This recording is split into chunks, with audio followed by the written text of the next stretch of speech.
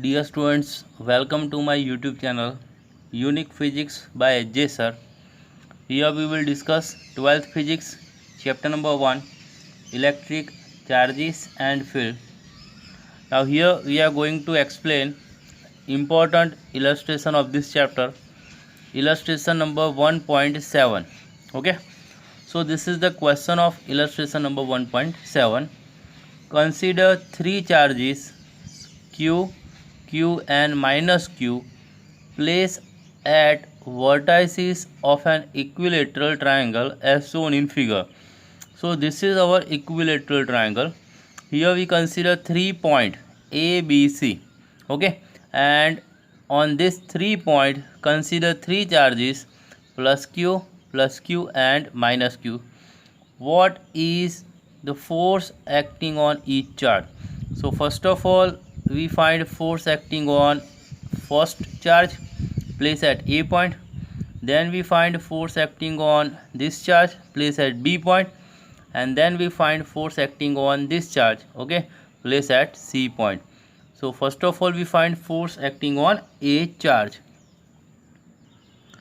Now first of all we find force acts on first charge. So this is our first charge. Okay, here we consider total force acting on this charge. So first of all we assume that small q charge, this charge produce force at this point. Okay, so force acting on first point due to second point is nothing but F12. Remember this point, these two are like charges, so between these two charge repulsive force is produced. So direction of F12, vector F12 is away from A point. Okay, so first force acting on this charge, small q charge, is vector F12. Similarly, third charge also produce force at this point, but see the charges, type of charges. Here we have negative charge and here we have positive charge. So here attractive force is produced between these two charges, and force acting on first charge by third charge is vector F13. It is towards the third force. Okay, so this is first force, vector F12. This is second force, vector F13. Here we have angle between these two forces, and this angle is nothing but 120 degree. Okay, now here we want resultant force acting on this charge. So according to superposition principle we can say that resultant force vector F1 is equals to force on first charge by second, means vector F12, plus force acting on first by third, means vector F13. Now here we consider its magnitude. Now here we want magnitude. So modulus of vector F1 is equals to, this is simple rule. Okay, try to remember this equation. Modulus of vector F1 is equals to, we have vector F12 plus vector F13. So this is the solution of this equation. Modulus of vector F1 is equals to square root of F12 square, square of first force, plus square of second force, means plus F13 square, plus 2 F12 F13 into cos theta. Okay, this is nothing but this is the square of this term, vector F12 plus vector F13 whole square.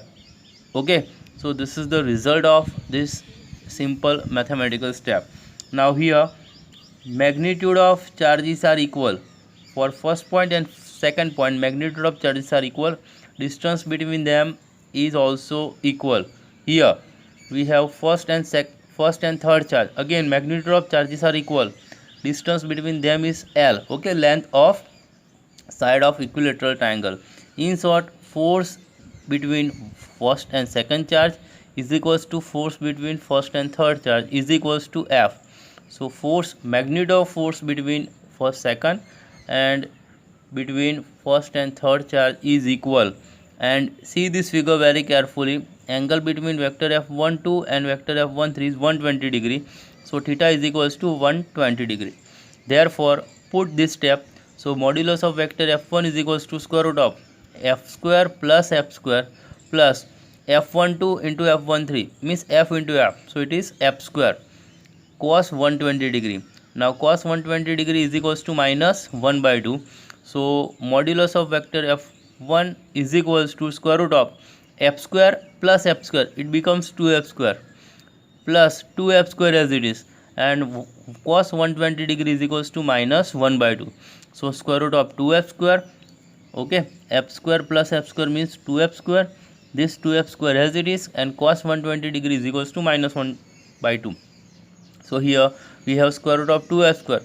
2f square into minus 1 by 2. So 2 will cancel out, and here we can write minus f square. So square root of 2f square minus f square. 2f square minus f square means only f square. So here we have square root of f square. Remove this square root. So magnitude of force acting on first charge is equals to only f. Okay. So this is the force acting on first charge. Similarly, we can find force acting on second charge. Okay. See this figure very carefully. This is our second charge. Okay. Placed at B point. Now force acting on this charge, second charge, due to first charge. This is positive charge, this is positive charge. Okay. So repulsive force is produced.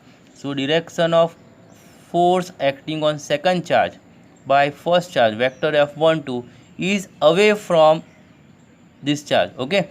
In plus x direction. This is plus charge and this is minus charge. So attractive force is produced between second and third charge.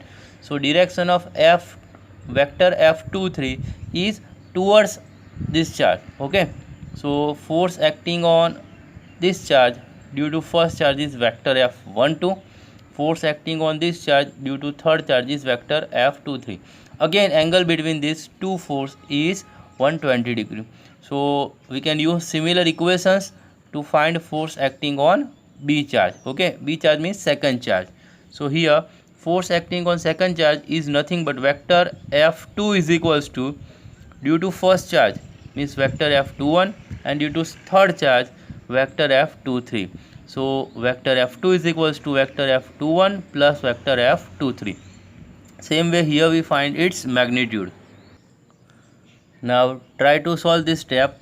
So modulus of vector F2 is equals to, again square of this mathematical step.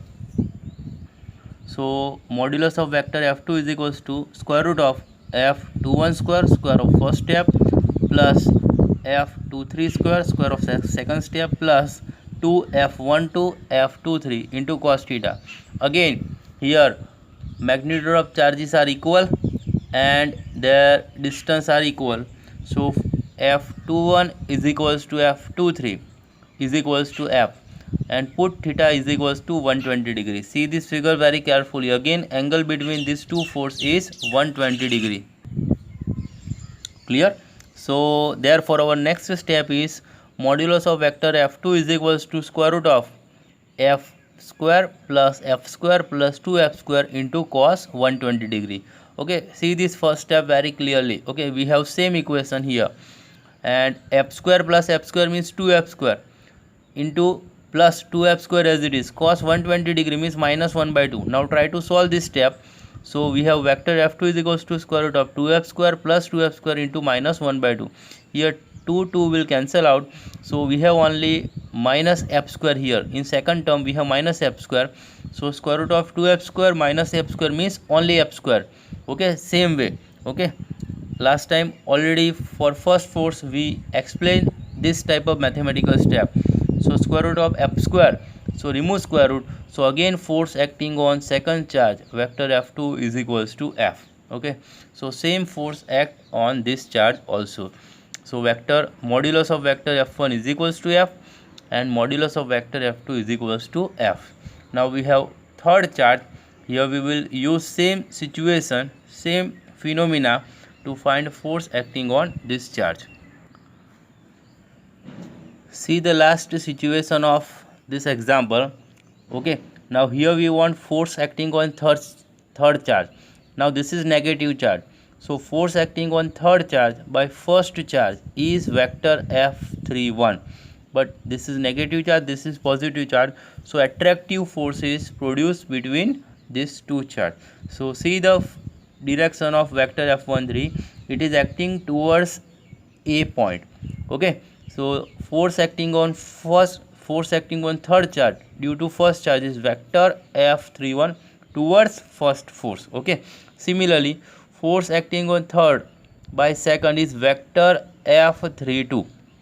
Again, here attractive force is produced. So direction of vector F32 is towards B point. So this is our first force, vector F31, and this is our second force, vector F32. But see the angle between these two force. Okay, here this is equilateral triangle, so angle between these two force is 60 degree. In first force and in second force we consider angle 120 degree, okay, from the geometry of figure. But here angle between these two forces 60 degree, so same equations are used, and here instead of 120 degree we use 60 degree. Okay, so we use same equation and then we find equation of force on third charge. Now last situation, force acting on third charge by first charge and second charge. So we can write force act on third charge, vector F3 is equals to vector F31 plus vector F32. Okay, here we will use same mathematical step as we use for first charge and second charge. Okay, this is simple mathematical step. So modulus of vector F3 is equals to square root of F31 square plus F32 square plus F312 F32 into cos theta. See this figure very carefully. Angle theta is equals to 60 degree. In this case angle is 60 degree.